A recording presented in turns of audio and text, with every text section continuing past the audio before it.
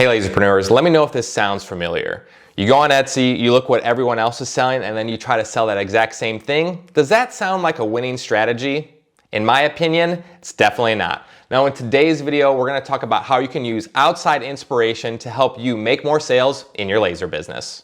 Hi, my name is Brandon, the co-founder of Laser Design Club, and I help laser makers just like you make more money with their lasers.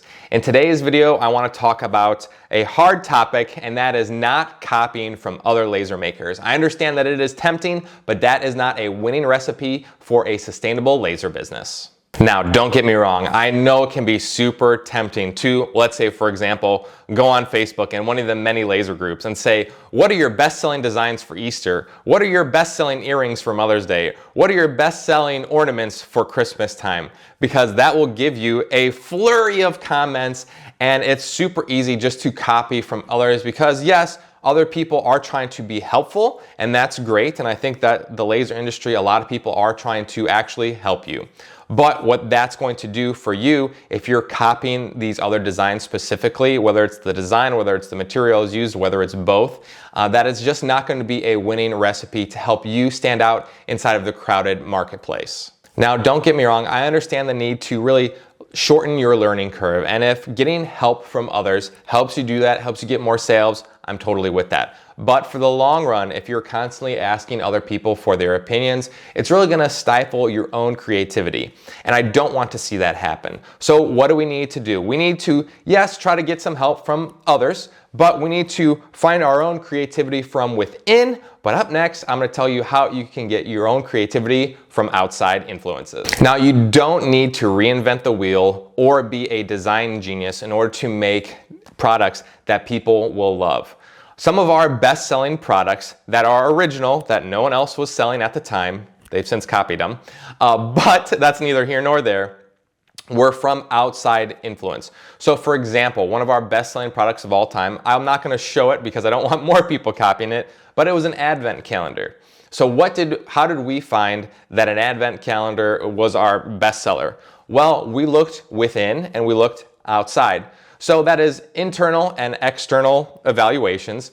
For us, we knew, and we sell a lot like in the kid and religious niche. So we knew that we liked advent calendars ourselves because I liked them as a child. And then we have children too, so we wanted them to try to have a nice advent calendar that they could use. Outside influence as well, you go to the stores, you see around Christmas time that there's a bunch of advent calendars. And while none of them were laser cut, we're like, okay, well, why don't we try to make a custom advent calendar that for ourselves that we would enjoy, that we could sell to other people as well. And that product ended up being our all-time best seller and still is today. So what we did is we just looked at what we actually liked. Now, if you're struggling with this, what I suggest is you go to the stores. You go to any big box store, and unfortunately some of these are just closing right up because big box is having a really hard time in this time space that we're in right now because so much is going to online selling. But if we could actually go to a physical store, Walmart, Target, while they're open, and we could look at what's on the shelves of what's selling and what we could potentially turn into a laser item. So we look at an item that is a physical product, and then we evaluate it and we say, can we make our own unique original rendition of that, but for a laser item?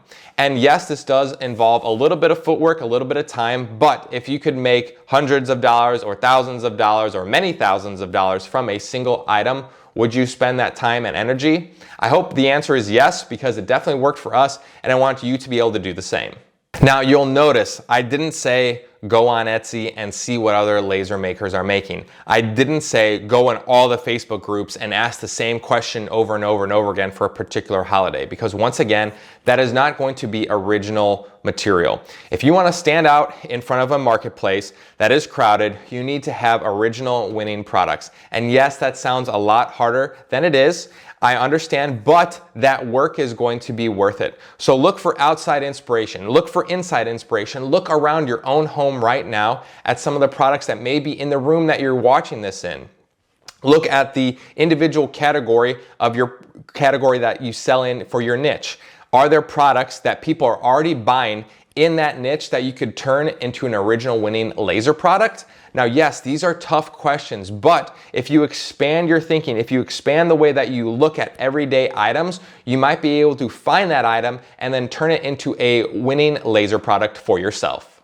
So let's say, for example, we go to the store, we look around the room that we're in right now, and we see an item that we want to make. What we do is we try to come up with a rendition of that of our own. So yes, that may involve a couple different tweaks on the item itself. What we should do is sketch it out, see what we like. Maybe we even print a rendition or two, and then we need to get other people's opinion on it. Ideally, you want to get people's opinion that are in your ideal target audience, because if they like it, then they'll most likely purchase it, or people like them will purchase it. Now, even if you don't have the greatest design experience, there are resources out there to help you with even basic design.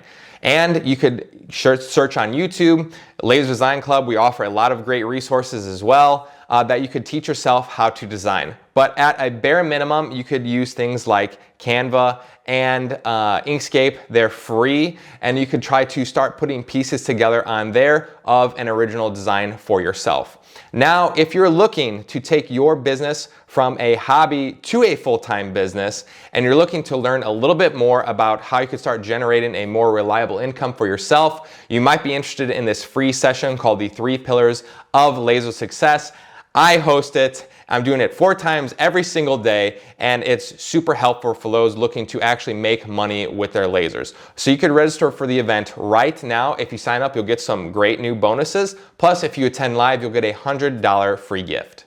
All right, guys, I hope you really enjoyed this video. And yes, it is challenging to run a successful laser business and not copy off of others. But if you like this video, make sure you like and subscribe for more future content. Plus, if you like this video, you're probably gonna love the next one.